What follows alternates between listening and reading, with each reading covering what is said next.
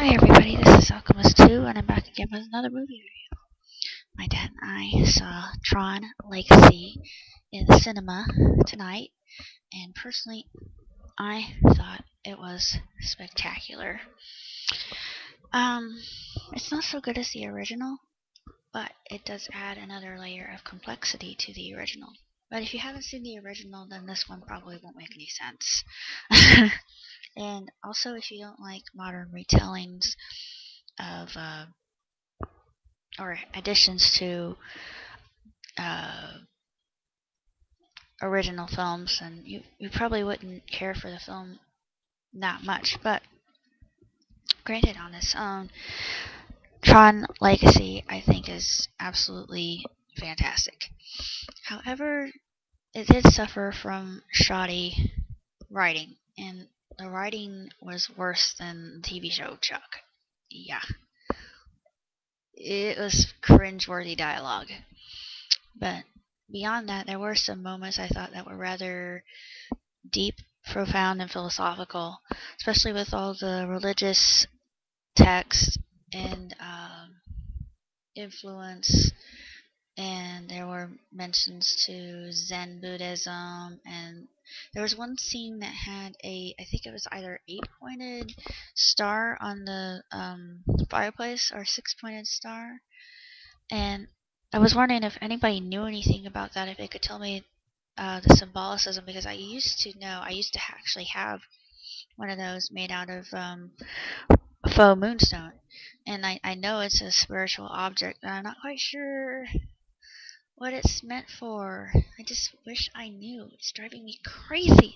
That's the one thing that I don't know what the director meant with it, but I'm sure he meant something. Uh,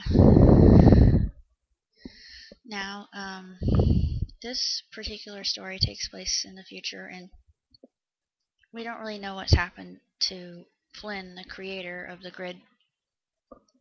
And Sam goes looking for him. He supposedly gets a page from Alan, who created the program Tron. And actually, later out, we discover that this is not so. But I'm not going to give away any spoilers. Uh, this happens a lot later into the film after the first part, which is kind of snore worthy. But then we get into some really exciting CGI and action sequences, and Sam Flynn is digitized into the grid, and it's just absolutely jaw-droppingly gorgeous. I mean, the colors are like something out of a European discotheque. I loved it. I absolutely ate every minute of this up, especially the music that was done by Daft Punk, which they rock. Um, they even played a cameo in one scene, and I won't tell you what that is. So you'll probably recognize them when you see them. They're just kind of in the background. They don't say anything. They just play the music, which I thought was really cool. Um, I did think that my favorite scene in the whole movie was the light cycle scene. I thought that the um, the rapid pace of it was just thrilling, and it gave me an adrenaline rush, and I was just transfixed to the screen. Um, Tron is in this one as well, but somehow he's corrupted. I won't say how. Then there was another program named Clue, who I'm not going to say much about Clue, but you love to hate Clue.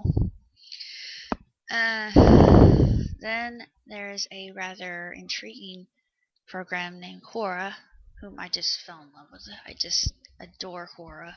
She is just incredible. She's such a likable character, and you just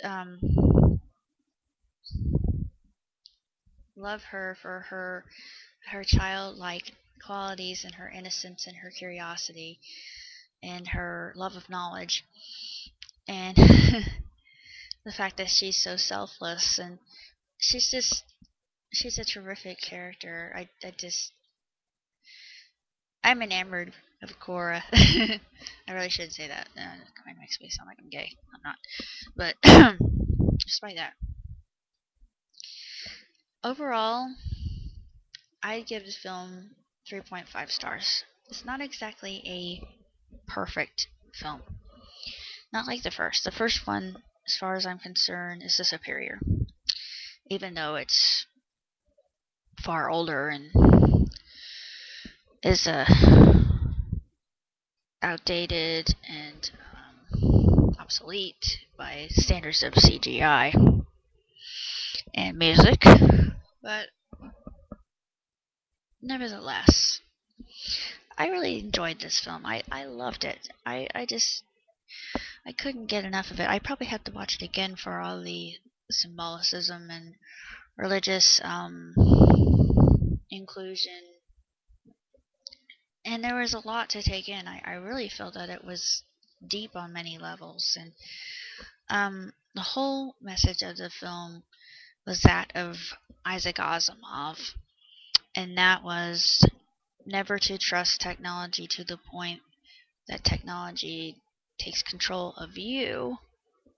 And the other lesson to be learned, well, there were lots of lessons besides that one, a lot of moral um, implications. I thought, but the other big point to the tale was there's more to life than living in a world that's just created. It's a faux world. This utopia, it ends being a dystopia, and it's not at all what the original creators had in mind. More religious context, anybody? Um, but I think if you're a fan of the original, definitely go see it because I think you'll like it.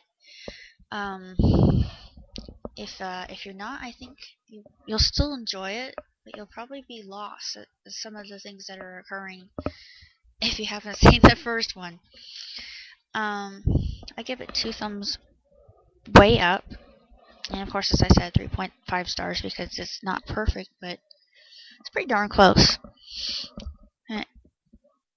I think somebody else should have been writing for the script because it was like the two teenagers were writing the script, and I think that they should have had some computer programmers writing it because it would have made a whole lot more sense and it just would have been more